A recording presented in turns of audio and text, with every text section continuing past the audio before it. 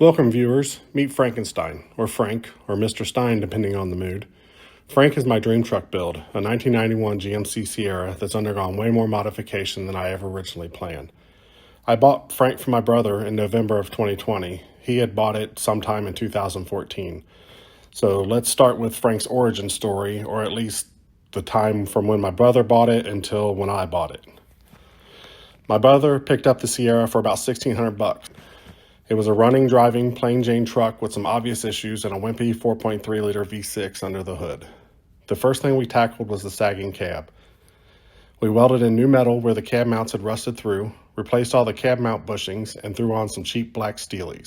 Next, we pulled the 4.3-liter out, and in went a 400 small block Chevy with a turbo 400 transmission. Then we gave it a 4.6 drop, springs and spindles up front, axle flip in the rear. Over time, the Sierra got some cosmetic upgrades: clear headlights and turn signals, a billet grille, a shaved front bumper, a rear roll pan, and a flashy set of 18-inch Riddler wheels. My brother drove it like that for a couple years before deciding he wanted it lower. He bought an airbag kit and we got to work. The front was easy, just had to clearance the spring pockets to fit the bags and bolt on the cups. The rear, that was a challenge. We fabricated a 2-link with a panhard bar to locate the rear axle.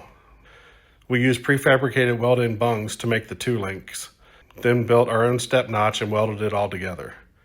And then we added a fuel cell in the rear of the frame for future upgrades. While it was all tore apart, my brother repaired some rust in the rockers and cab corners. Then, because we can't leave well enough alone, he decided to suicide the doors. That was its own challenge, and I'll make a separate video detailing how that went.